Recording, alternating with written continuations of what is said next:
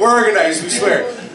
Okay, so the next gentleman that I'm introducing here, I've recently become friends with him. He just came all the way from Toronto, which doesn't sound like very far, but in traffic it's pretty bad. So Mannu Goswami, or his friends call him Swish.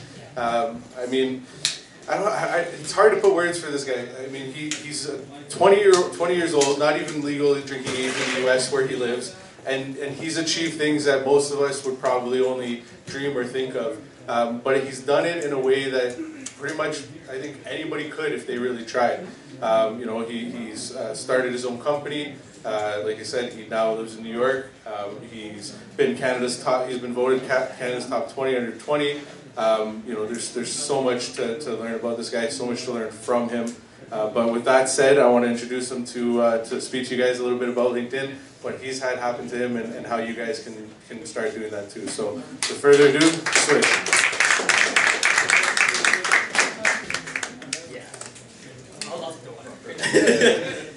Thank you so much, Ryan. And again, just fantastic job with organizing everything like this. It's so great to see familiar faces and then also people I don't know.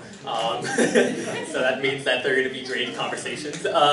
At the same time, I'm very happy to be here. I was feeling a bit ill in the morning. I don't know, I think I just spent way too much time staying up. And my mom was like, I told you! And I was like, God damn it, I hate it when she's right. So I'm very glad though to be here, and I think the best way to get over anything really is to talk about LinkedIn. So I'm going to give you guys, I love the question actually that you asked, because that's the center of what I really want my talk to be on really quickly is, let's say you guys are motivated now to join LinkedIn, what are the X, Y, and Z steps you're going to take in order to be able to get to a higher level stage, whatever that might be. The first disclaimer off the bat is, I don't think I need to sell you guys on LinkedIn anymore. I think everyone's like, alright, blue power, right? Blue power, it's great. At the same time though, I think a lot of people are going to go home, they're going to feel this mad rush of like, damn it, I really want to get on LinkedIn. Tomorrow morning will come around, you'll be making breakfast, and you'll be like, okay, I'm going to put it off for the night. And then the night will come around, and you'll be like, oh, okay, I'm feeling a bit tired, I'll do it tomorrow. And you'll just put that cycle of like, keep delaying the first post, or keep delaying your focus on LinkedIn. Eventually to the point where that motivation is gone. And you legitimately wouldn't want to do anything, or you wouldn't remember what you needed to do. So I really want to make it very clear that LinkedIn comes down just like any other platform to consistency. Just like we heard, previously, if you aren't posting, it doesn't have to be every day, but if you aren't posting weekly, if you're not posting monthly, people don't want to follow you. People don't want to follow and give attention to people who aren't likely going to be around for a month to 2 months to 3 months, right? But if somebody's consistently giving them value every 2-3 days, they're more likely to want to be like, yeah, I want to be attracted to this person. I'll give them a connect request. I'll follow them. I want to put them in my network. I want to see them in my newsfeed because I probably will see them in my newsfeed. The second big thing is engagement, right? So the holistic principles that I like to talk about when it comes to LinkedIn is consistency, engagement, and targeting.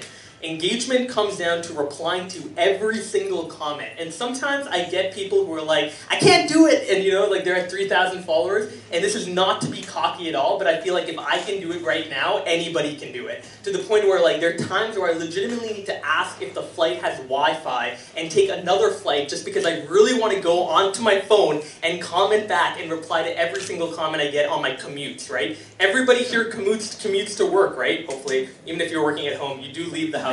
I got you there. And everyone does come back from work, and everyone does take a train sometimes and a plane. Try to make use of those commute times, right? For me, I actually post during commute times, because I feel like if I post around 9 a.m., if I post around 4 p.m., people are likely going to be going back home or to work. They're more likely to be on their phone checking LinkedIn. They're more likely to want to see what's up in my community. Right? So think about that. Take those commutes and start making them useful as opposed to just looking at the sky and hearing this beautiful emotional song and being like, if only one day. Make that happen. Make it happen during your commute times. The final thing is on targeting, right? So once you do find a demographic you really like talking to, make sure you can relate to every single one of them. Early on, when I started out on LinkedIn about 8 months ago, I knew that the audience I wanted to go after were college students. The audience that tends to not even be on LinkedIn, and if they are on LinkedIn, they're definitely only on it as a substitute for a resume or a way to find a job. And I wanted to change that narrative, and I wanted to tell college students that, look, You know, you might want to find a job, and you can definitely do that through LinkedIn, but what about the preparation to get that job? What about the way that people look at your profile, the way they interact with you, and the way that they see your skills all in action and in play? I love it when people get endorsed for social media and then have crap social media profile. I love it when people say they're social media experts and don't do shit to ever work that talk unless they're in a company or they're consulting, right? Back up your talk, and you can do that right now on LinkedIn with whatever you want to talk about. So let's take a look at the X, Y, and Z. There are 3 posts that I normally made early on in my career, oh my god. In my LinkedIn journey, good one, I just looked at you, I'm like, journey. In my LinkedIn journey, the first was informative. So I talked about things that I knew about, so when it came to entrepreneurship, when it came to my mental health advocacy, when it came to anything that I felt passionate about and I knew the inside and outs of it, I talked about it. Then, when it came to things I did not know about, I either quoted other people who knew what they were talking about. So right now, for me, that's cryptocurrency. I don't know what the hell people are like, Bitcoin, Bitcoin, Bitcoin. I'm like, wait, what? So I normally quote other people who have legitimate views, and I share their posts, or I just quote them from some article they wrote, and I share that article. The next thing when it comes to informative posts is, how many people here have ever shared an article on LinkedIn? Great, a lot of you.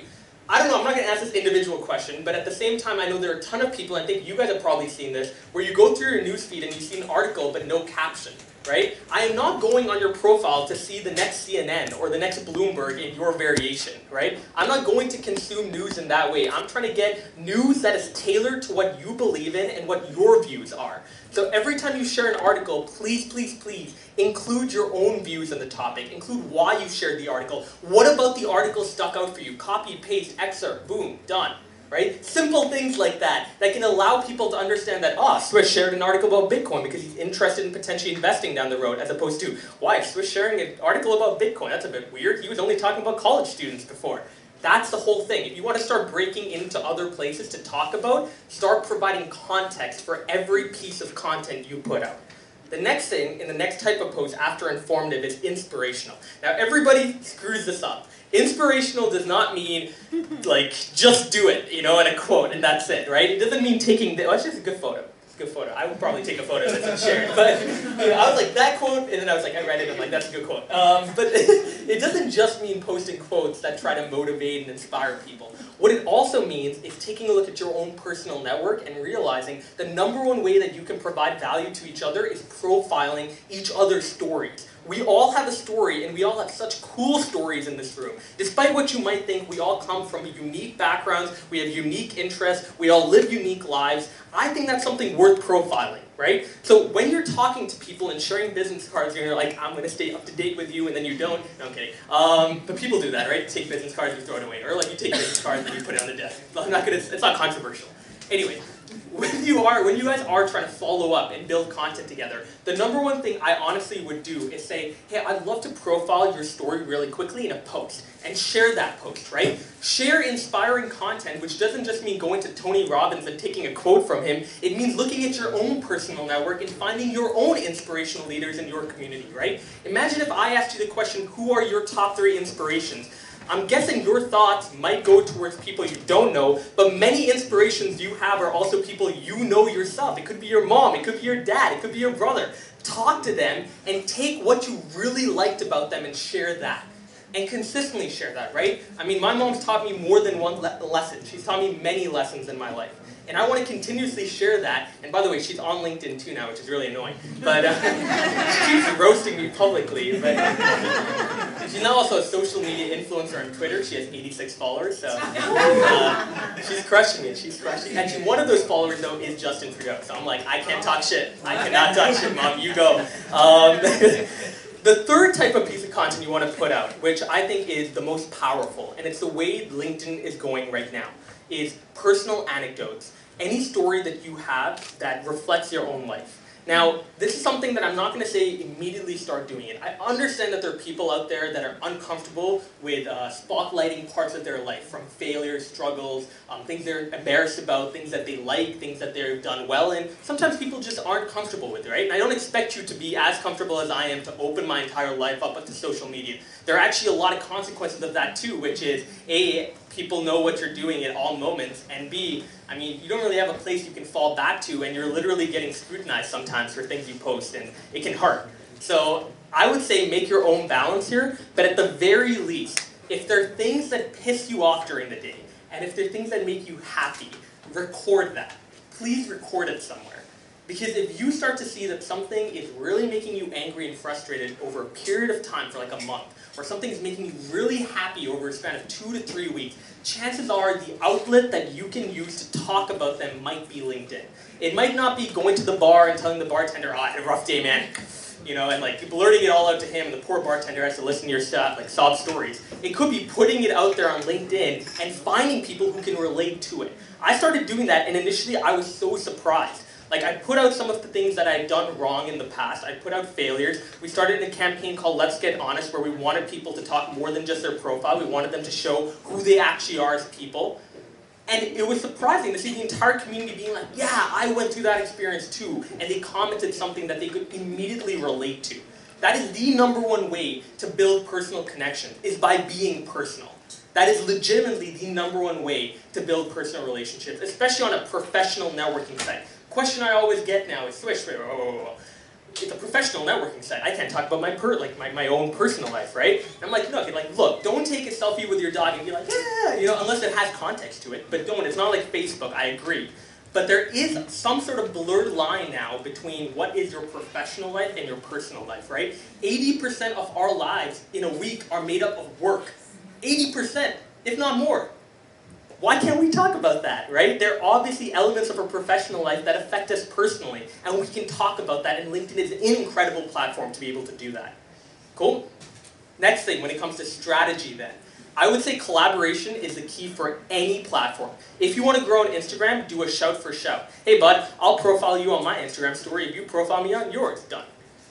Right? If it's LinkedIn, how does a shout for shout look like? It means A, starting an interview series. Everybody here has access to the publishing platform. That is my #1 way to network with people. As a young kid who's 20, people sometimes don't even look at my profile, and I have to try to talk to them, and the way I network with them is not just being like, please, please, please, 15-minute coffee, please, please, please. Sometimes that works, by the way. But anyways. But sometimes people don't reply. And sometimes I'll send them a message about 2 days later being like, oh, by the way, I have a series on LinkedIn called Unconventional, and I would love to feature your story in it. And they reply immediately. Because 99% of the people in the world love talking about themselves, in my opinion. If not 100. So at the same time, I would say, please, please, please, use that publishing platform. If you don't want to share your own thoughts, share other people's thoughts. There's nothing wrong with doing that. There is nothing wrong with doing that. And it's probably the best way to get started too, because now you can use LinkedIn as a great networking tool. Now instead of going up to someone and saying, can I go for a 10-minute coffee with you, you're going to immediately provide them value and share their story to a demographic that they might not have had a connection to, right? I would love to be able to do something in Brampton like this, because I don't know many people in Brampton.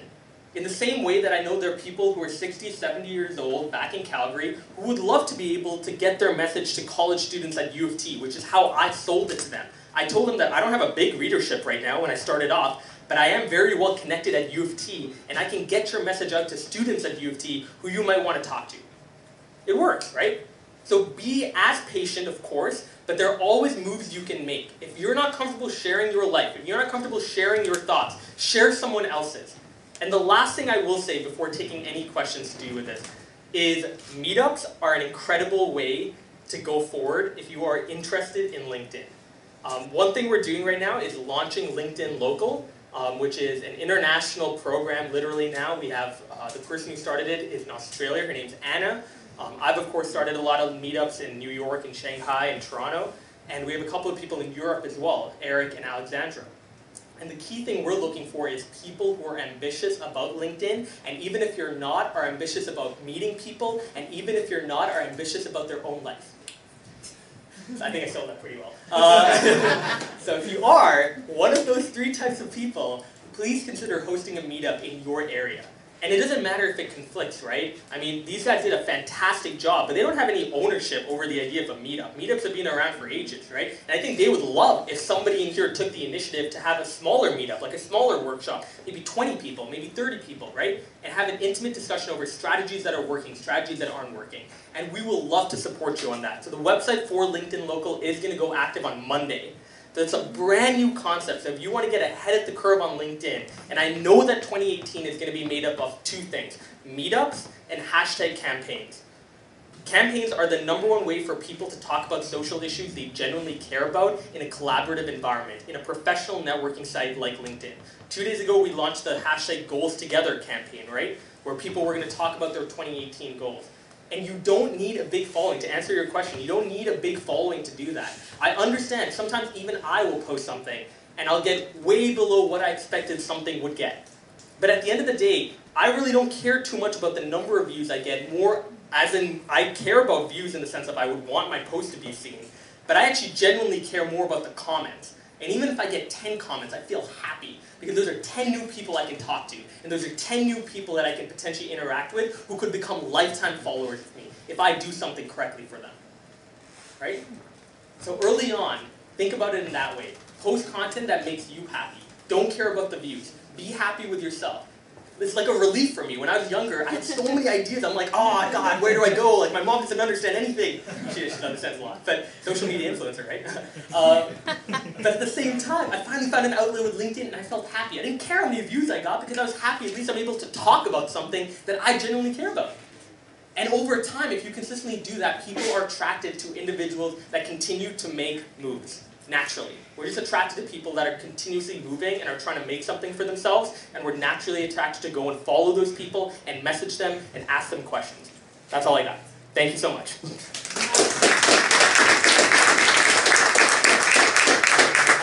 I'll answer like a couple of questions. I actually would genuinely love if you guys ask questions, or any question would be nice here. Or not. Yeah. So I just got tagged in Goals Together campaign yesterday. Cool. Edwin, Yeah. I was wondering if you want me to cameo my video tonight. Ooh. I'm filming tonight, so I I like that. question. Well, let's do it. I love that. Right after. That'd be great. And you should take someone else in this room. I challenge you to do that, please. Oh, okay, great. Got your man right there. I challenge you with picking someone you don't know. Yeah. Yes. You didn't have LinkedIn. You should take her. I'm sorry. I'm so sorry.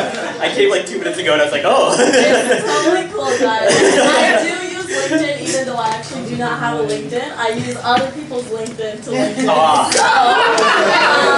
That's even something I've never done, so you gotta appreciate the hustle there. Anyone else? Okay, yeah. LinkedIn started videos this year, right? Yeah, LinkedIn did start videos, and live video is something that will be coming in the next 3 to 4 months. I'm allowed saying that. It's not illegal. But the thing with the video team right now is they're just solidifying video to one more capacity, which is closed caption. So incorporating closed caption so users don't have to go and do that on themselves. I think that's a great add-on. I think a lot of people, it makes it more accessible and the content's a lot easier to understand. And then live video comes out hopefully next year, early next year. So video is great, yep. I was just in the morning going through LinkedIn, just like morning coffee. Yep. There's something came up by the name of LinkedIn Open Mic. So I was inquisitive about it. Right. Like it was, I went further into the post. It was a sponsored post by LinkedIn. And they were talking about inviting diverse young youth. And it was like a networking event like this. Right. And they were talking about building community. So I was inquisitive in knowing more about that, if you know. I haven't heard about it, but I mean, thanks for telling me. That's awesome. No, I will look into that though. That's really cool.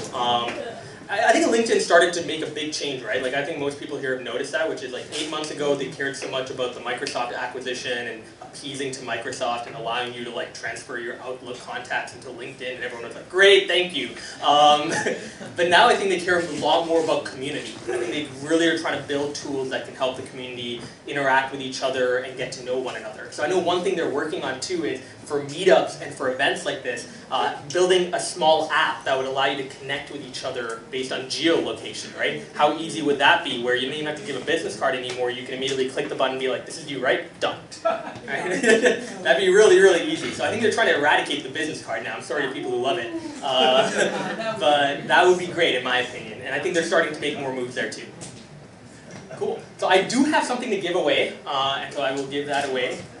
Just give it to me. Give it to you.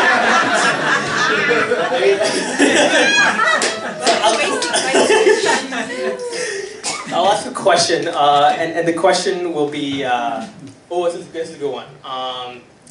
How many people here were part of the Let's Get Honest campaign? The what? Let's Get Honest campaign. One person, here you go, bud. Oh, he just... There we go. Okay. Let's have a picture with you.